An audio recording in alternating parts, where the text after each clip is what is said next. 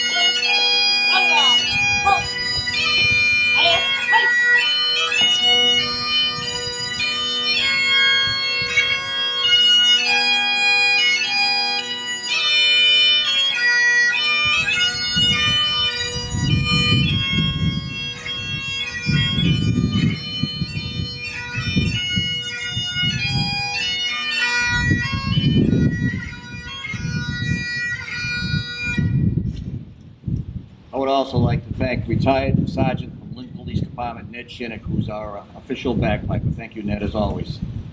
At this time,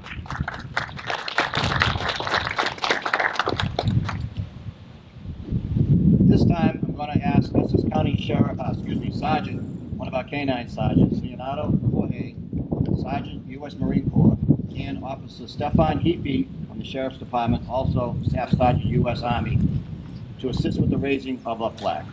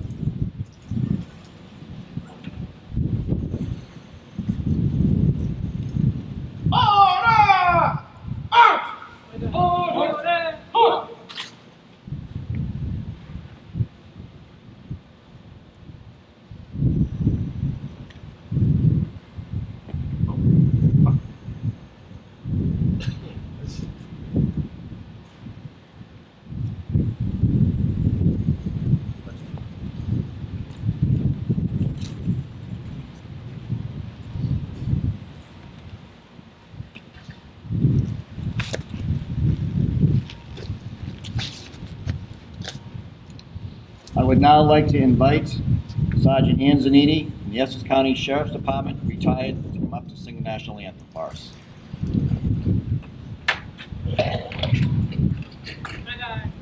Order, reason, detail, attention! Reason, up! By the dawn's early light, what so proudly we hailed at the twilight's last gleam, whose broad stripes and bright stars through the perilous fight, for the ramparts we watched were so gallantly streaming, and the rockets red glare, the bombs bursting in air, gave proof through the night that our flag was still there.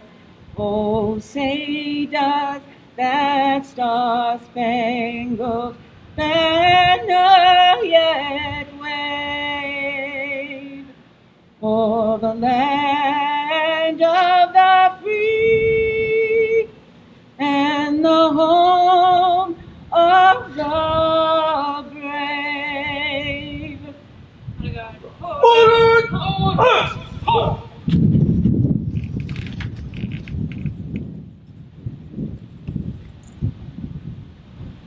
I would now like to invite up to the stage from the Essex County Sheriff's Department one of our special investigators, Jerome Jellison, to lead us in the Pledge of Allegiance. Jerome is also Sergeant First Class, United States Army National Guard.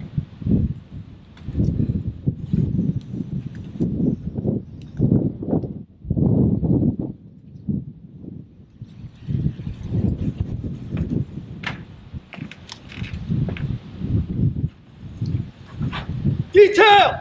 Attention! Present! Off! I pledge allegiance to the flag of the United States of America, to the republic for which it stands, one nation, under God, indivisible, with liberty and justice for all. Order! Off!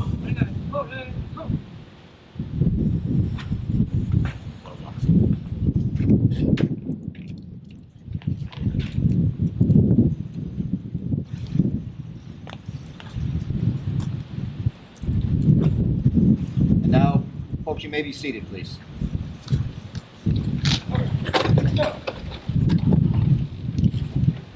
This time, Chaplain Benjamin Blith, from the Essex County Sheriff's Department, will give us the invocation.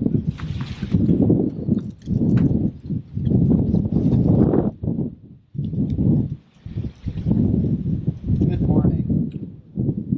As we prepare to honor our veterans today, I am reminded of a song about grief sung by the artist John Casey. Some lines from the song go, I can see how you might feel like giving up. I can see how you might feel like giving up. Just a mirror in you. The exit in you. Your chances to explain too far apart. A lonely line of traffic lights. Did they glow out and then go out as you approached? Let you lose another night. I can see how you might feel like giving up. Well, I imagine that for many of us here today. Today kindles too many complicated emotions to count. Thankfulness, sorrow, and yes, hope among the many. But may we come together today to keep the lit candles of our missing veterans lit. May we hear voices that have gone unheard for too long. And may we never forget the sacrifices offered by our veterans.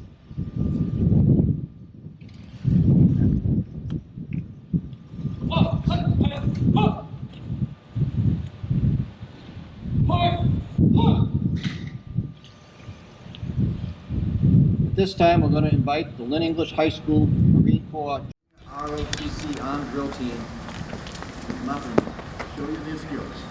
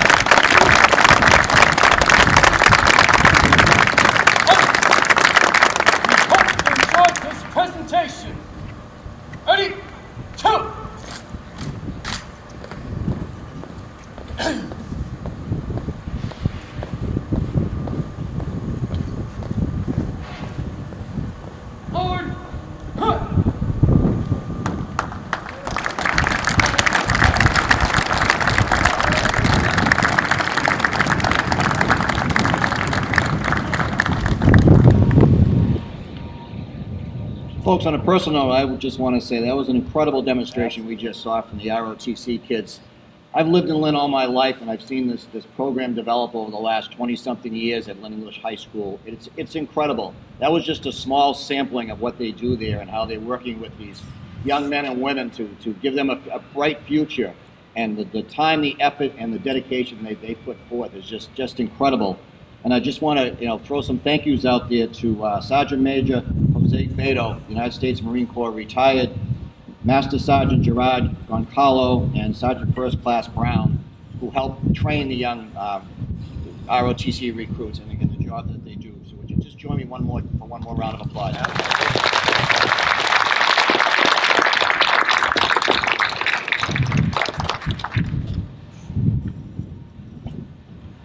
If the wind doesn't pick up, my notes will stay here in place. I can get through this, all right? All right. So folks, for those of you I may not have met yet, my name's Kevin Coppinger. I'm the sheriff here in Essex County. And again, I just want to welcome you to our memorial service here for our POW MIAs. This means a lot to us to do this each and every year, and we're really thrilled to have you here with us. National POW MIA Recognition Day ceremonies share the common purpose of honoring those who were held captive and returned, as well as those who remain missing. Words certainly cannot describe the horrible sacrifices our POW MIAs have faced. One can only imagine the traumatic impact these events made upon these individuals and their families. Today is a time for us to honor and show our support for these brave men and women. It is also a time for us to stand with families still waiting word on their loved ones and to let them know they do not stand alone. According to the United States Department of Defense, there are more than 80,000 Americans still missing from the battlefields of World War II through recent conflicts. 38,000 of those are estimated to be recoverable. The Department of Defense remains relentless in its mission to locate, recover, and identify those individuals. We here in Essex County remain 100% supportive of their efforts in any way we can. Our Sheriff's Department is home to the only monument in Massachusetts dedicated to those brave souls from our state still missing in action in Vietnam. Department of Defense statistics list 1,578 individuals still missing from that conflict alone. Each year, as you know, we hold a ceremony here at our Middleton facility to pay tribute to the 65 men whose names are on the monument. We honor their service, their sacrifice, and their families. Every name will be read aloud to remember and renew our pledge to keep searching and to bring these courageous individuals home. National POW MIA Day is an important day for us, for our veterans, for their families, and our country. But before we continue, please allow me a few moments to reflect upon its history here in Essex County and the significance of what you are looking at. In March of 1993, the Essex County Correctional Facility Veterans Support Group initiated the effort to erect this MIA Remembrance Memorial. In March 1994, the memorial was unveiled on Vietnam Veterans Appreciation Day here in the Commonwealth. It was funded by private donations and is the only memorial in Massachusetts dedicated to those Massachusetts soldiers missing in action. It is constructed from black marble and stands 7 feet high, 4 feet wide, and 10 inches deep. At the top of the monument, inside the engraved dog tag on the left, appears the date 1965, representing the year of America's full troop deployment into Vietnam. The dog tag on the right is blank, signifying the Massachusetts soldiers still missing in action. There is an insignia of a diamond placed to the left of the name of any listed soldier returning from action after the monument was erected. The circles on the left of the monument are the emblems of the United States Army, Marines, Navy, Air Force, and Coast Guard. The circles on the right of the monument are the emblems of the American Legion, the American Veterans, Disabled American Veterans, Veterans of Foreign Wars, and Vietnam Veterans of America. The USS Constitution is depicted at the bottom of the monument in recognition of the fact that Old Ironsides was the first naval ship to be anchored in Da Nang Harbor, Vietnam on May 10, 1885. The soldiers on this monument and countless others have made the ultimate sacrifice for our country and for our freedom. We are gathered here today to honor that sacrifice and to pledge to never forget. Today's ceremony includes the raising of our flag, the reading of the names, as well as a presentation of the missing man table ceremony. I want to thank the staff here at Essex County Sheriff's Department and all others who have served or are continuing to serve in our nation's military, some of who are participating in today's event. I would also like to thank our guest speaker, State Representative Stephen Exaros from Barnstable, for joining us here this morning. Representative will speak to us in just a few minutes. As Sheriff of Essex County, I invite each of you here today to come and view the monument up close after the ceremony. For those of you watching on social media, please come and visit the site we are so proud of. It is located just outside the entrance of our main administration building here at 20 Manning Avenue in Middleton. On behalf of the Essex County Sheriff's Department, thank you for joining us, and I hope you enjoy the ceremony. At this time, I would just like to recognize a few dignitaries who have joined us here this morning and to thank them. Senator Bruce Tarr. Yeah. Representative Donald Wong. Representative Jessica Giannino. Representing State Senator Joan Lovely is Sarah Cahill, one of her aides. Representative Brad Jones and Representative Dan Cahill, I believe, are expected to be here. I don't see them here yet, but thank you, folks. I'd also like to thank our colleagues in law enforcement that are here throughout the crowd. I know I saw Chief Tom Griffin from Peabody Police, and there's other representatives from the LPD, so thank you, gentlemen and ladies, for being here today. Our keynote speaker today is State Representative Stephen Exaros. I guess we just call him X to make it short. That's a tough one. From Barnstable. And by the way, we're very, very pleased he came up here, considering the hurricane that's just coming up the coast and going to give Barnstable a little run for their money today with some winds. But Representative X, the son and grandson of the U.S. Army, Air Force, and Merchant Marine veterans, is a staunch supporter of the men and women in our armed forces, first responders, as well as veterans and military families of all wars and conflicts, especially post 9/11. Currently, he serves on the board of directors of the Massachusetts Military Support Foundation, as well as a volunteer for the Wounded Warrior Project Cape Cod Soldier Ride. Representative X retired as a deputy chief of police in Yarmouth after having served that community for 40 years. His commitment to his profession, to the communities he continues to serve, is second to none. Steve is a proud parent of 4 children. He is also a Gold Star father, in honor of his oldest son, Nicholas. Nick died on July 23rd, 2009, at age 21, on the battlefield during Operation Enduring Freedom, as he was going to the rescue of fellow Marines in combat. I first heard Steve tell his story last year at a veterans event up in Lawrence, and it's one story I will never forget. To me, it was heart-wrenching, the message I believe will touch you all. I am pleased and honored that he was willing to come here and share that story with all of us again today. So ladies and gentlemen, Representative Stephen Exaros.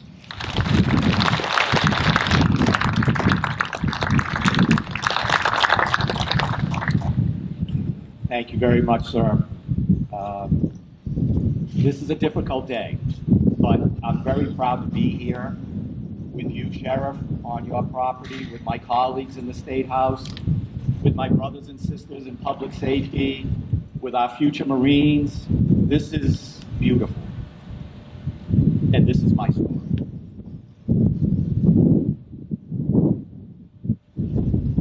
So today is Prisoner of War Missing in Action Day. Over 80,000 never made it home. My son did, and it's a journey, And I probably wouldn't be standing here without help of so many people.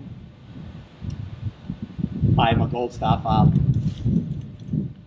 and that is my most difficult role. And it's somewhat of a badge of honor, but all Gold Star families, right, there's 36,000 in Massachusetts alone. We dedicate our lives every day to live a life worthy of our sons and daughters that will never know. My son Nick was a patriot, through and through. He was a proud American. He was proud to live in a nation that was free, that is free. It was the tragic events of September 11th, 2001, which we just honored again this week, that inspired him to take his patriotism further. He was 12 years old. He said, "Dad, I'm going to be a Marine." I remember that moment. I was proud, but also a worried father. And like you mentioned, Sheriff, my grandfather served as a Greek immigrant coming to this country, fought for this country. My dad served. I served as a police officer. But I was so proud of Nick. Like many others on September 11th that were motivated to fight back. But he was only 12.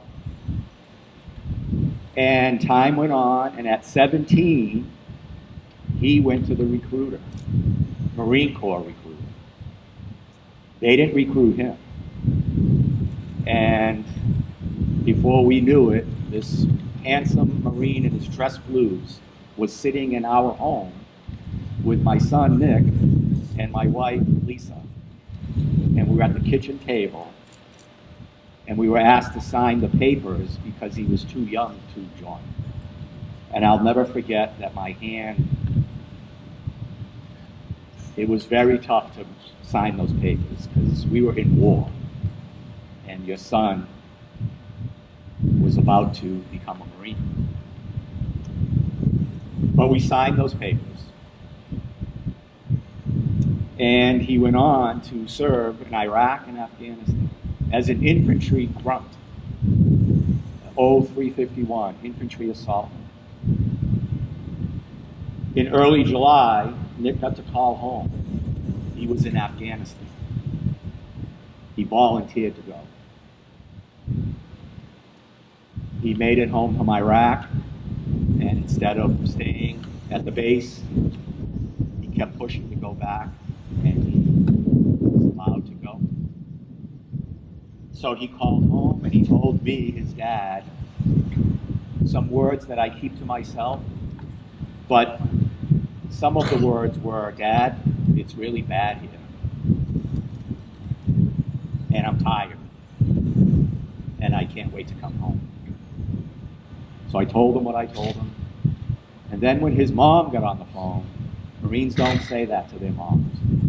So he said, "Mom, there's no problem. Don't worry about it. I'm living the dream." 3 weeks later,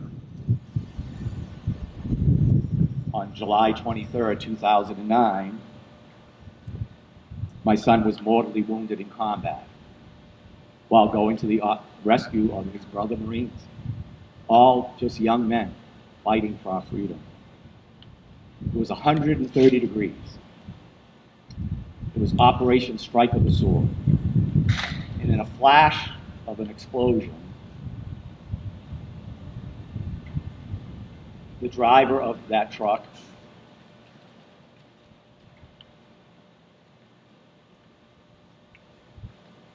was decapitated. The gunner lost his leg. The doc in the back has brain damage. And my son was trapped in the field. But his Marines got him out. And he was flown to a hospital tent. and he needed a lot of blood. And the doctors and nurses worked on him. They gave him all the blood they could. When they ran out, Marines and sailors came, and they took it right out of their arms. And when the last drop ran out, Nick passed on. Now, we didn't know this. I was at work as a police officer. And a few hours later, Marines came to the police station to tell the Yarmouth police, we need your help because we're going to go to a house of a Yarmouth resident who passed on. They didn't know that that was my son. So I wasn't in the building. It was at night. My phone was ringing. It was the police station. They said, we need to see you at the station. And I said, it's okay, you can just tell me over the phone, thinking it was something to do with police work. And they said, no, we need to see you. And my heart stopped. And I knew it was something bad. And I said, is it Nick? And they said, we can't hear you, sir. Please come to the station. So I drove as fast as I could to the police station where I worked with my brothers and sisters. And I was hoping I wouldn't see the chief and I wouldn't see anybody there. But when I walked in, and I had to go up the stairs to go to a room, my legs were like cement. I just had a bad feeling. And when I got into the room, there was the chief and the deputy chief and Marines. And they gave me this horrible news. And they said I made some type of horrible noise that came out of my body like an animal, and I passed out.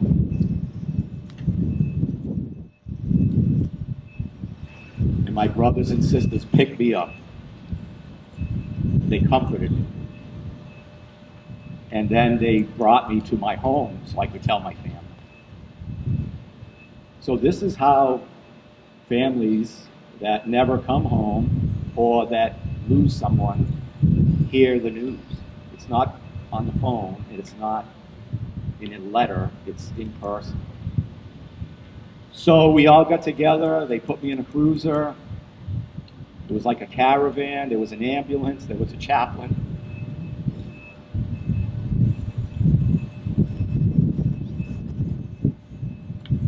And we got to my house, and it's kind of like a long driveway up a hill. And everybody started to get out, and I said, no, stay in the vehicles. It's my job to do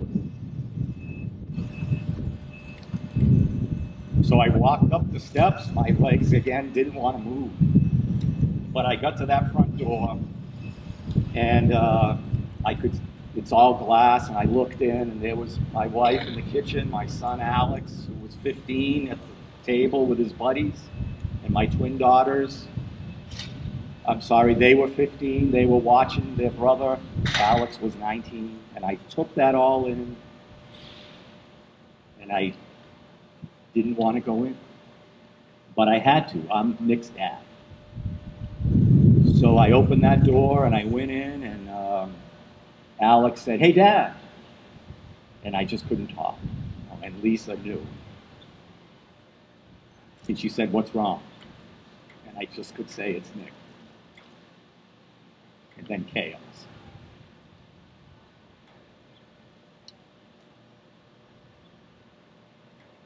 Two days later, we were bringing Nick's body home to Dover Air Force Base. So Nick came home to me in a flag-draped coffin. I've never seen his body. I've never heard his voice. What do you do? We stayed strong from the help of others. It's not easy, but we did. And I went on to finish 40 years of policing. I wore that flag on my shoulder every day. And I went on to become a Massachusetts state representative, which is an honor to serve in the people's house with my friends. It doesn't matter about Republican or Democrat. we should all be this together. It's the price we pay. So I'm very grateful to you and have a lot of gratitude to my public safety brothers and sisters, to the military. And when I say it, I mean it. Remember this, the strongest weapon in the world is a patriotic American. The courage of these brave men and women that go off to foreign lands to fight for our freedom is real. On National Prisoner of War Missing in Action Day, remember our message to them. You're not forgotten. That's why we fly the flag. That's why we commemorate this day. It's to remember. Remember the fallen. Remember my son. Remember the captured. Remember the missing. Remember all the families that yearn to see them again. I know I will. I'm a proud American.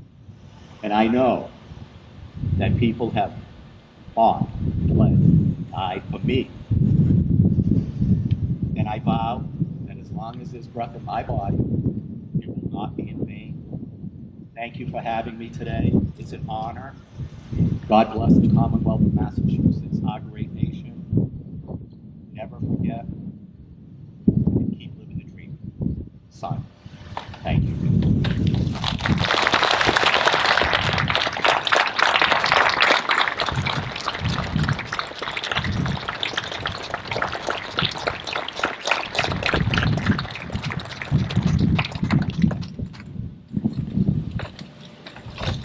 Folks, if you could just join me in a quick moment of silence to me.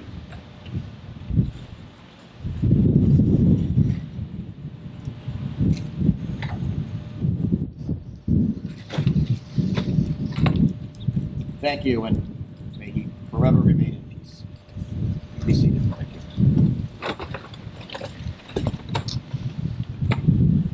At this time, we're going to do the missing man table exercise. I invite Sergeant Ben Skusevich, Essex County Sheriff's Department.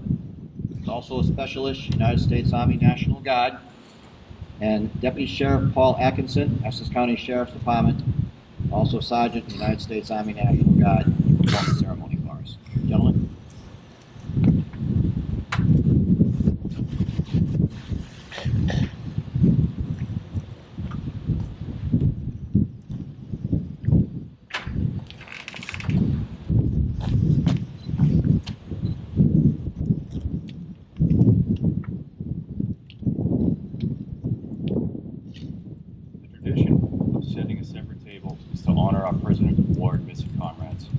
Each item on the table is symbolic of the heroism and courage of these brave souls.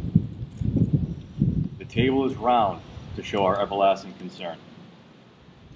The cloth is white, symbolizing the purity of their motives when answering the call to serve. The single red robe reminds us of the lives of these Americans and their loved ones and friends who keep the faith while seeking answers. The yellow ribbon symbolizes our continued uncertainty, hope for their return, and determination to account for them. The slice of lemon reminds us of their bitter fate, captured or missing in a foreign land. A pinch of salt symbolizes the tears of our missing and their families. The lighted candle reflects our hope for their return. The Bible represents the strength gained through faith to sustain us and those lost from our country, founded as one nation under God. The glass is inverted to symbolize their inability to share a toast. The empty chair depicts an unknown face representing no specific soldier, sailor, airman, or Marine, but all who are not here with us.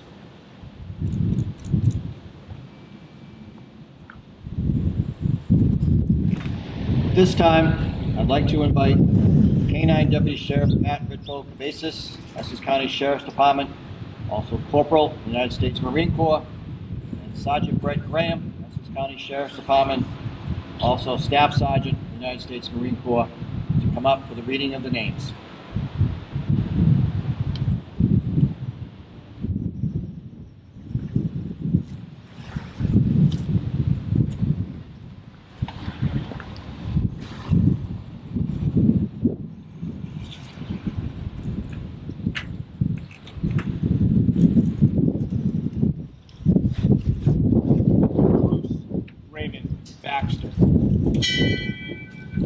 Eugene Paul Bursick. Kenneth Allen Ruby. Warren William Bowles. Russell Peter Mott. Diverston C. Worker. Joseph Patrick Dunn. John Stiles Earl. William D. Frawley. Roger Conrad Goggin. Richard Campbell Graves. Joseph G. Greenleaf. Robert H. Ribbs. Richard K. Harper. Robert D. Harr. John Robert Penn Jr.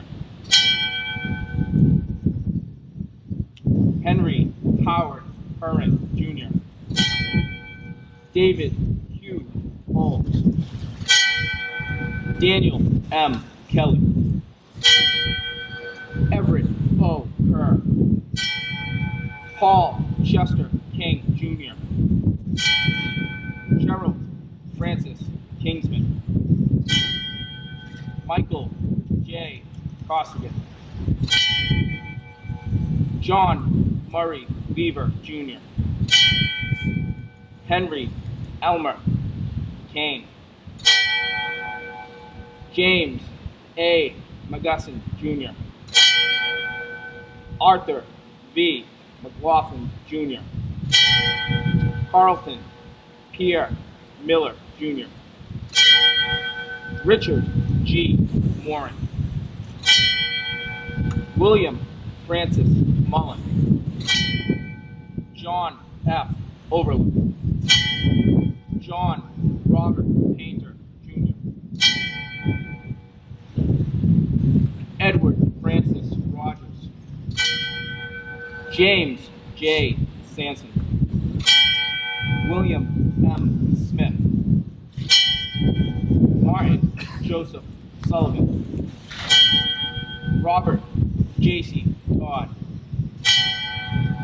Orion J. Walker.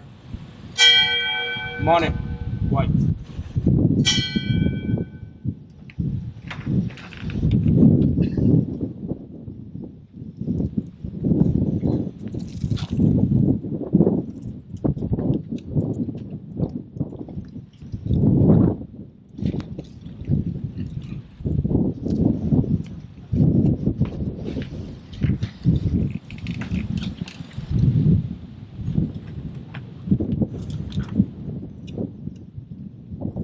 Wayne Klaus Allen. Alan Jones Avery. Charles Lawrence Milpoki. John Arthur Bronski. William Francis Copeland. Alan Philip Collimore Jr. Joseph Francis Cook. Paul Stephen Serwanka. Paul Nicholas Donato. Robert Malcolm Mellon. Richard A. Fitz. Joseph E. Fitzgerald. Frederick Thomas Garside. Arthur Hans Hardy. Robert Allen Holt. Leonard Lee Castor. Hubert B. Lougheed. Kenneth Dewey McKenney. Charles McMahon Jr. William Joseph McCrae. Howard D. Stevenson. James Edward Sullivan. Edwin Byron Tucker. Craig Houston Waterman. David J. Wax. Blair C. Rye.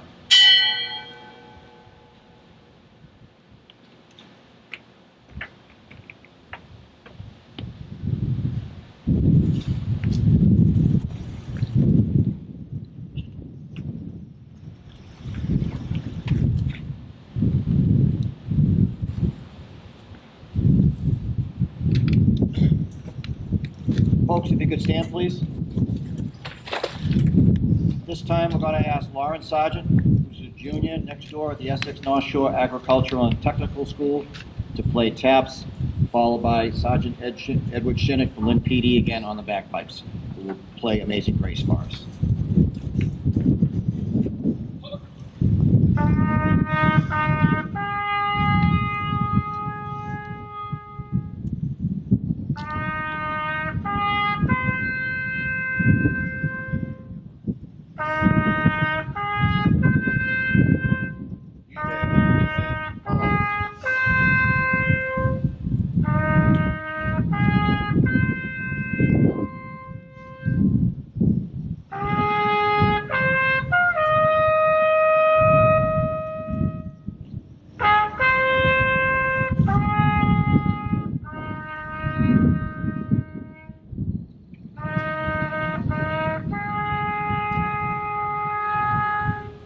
DJ, order, pump.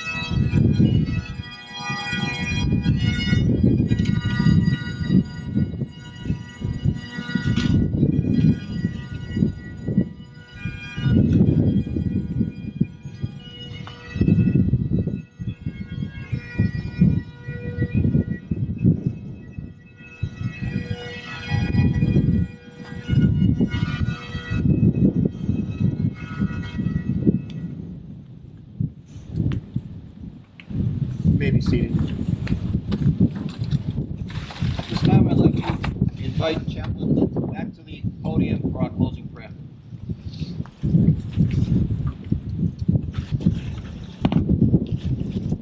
As we close today's ceremony, it's appropriate to remember the values our veterans and POW MIAs fought for.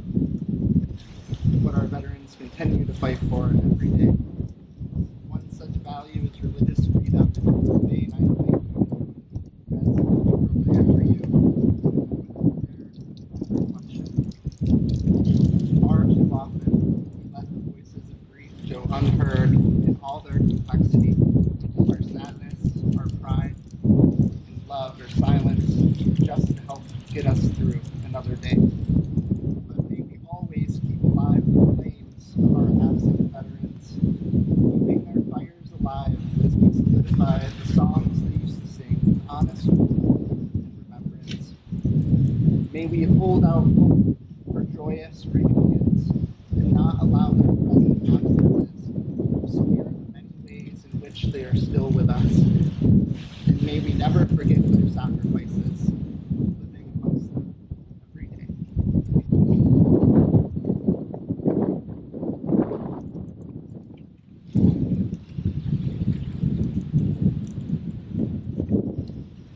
Folks, I hope you have enjoyed the ceremony and will continue to remember those still missing in action, not yet accounted for. I want to thank everyone now actively serving in our nation's military, our veterans, and all their families for their dedication and service to our country.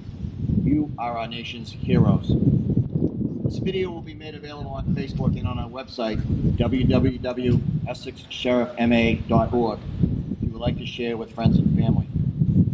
I would also like to offer a personal thank you to our staff here at the jail for everyone who put in the planning, the preparation, and the actual execution of this ceremony today. It takes a lot of work and a lot of people. We have great staff here, and I'm very proud to stand alongside them each and every day, so I want to thank them so much. Please.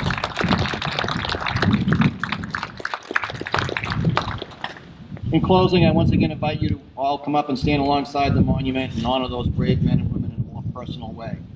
Until then, be safe, good health, may God bless you all, and let's never forget. Thank you so much for coming.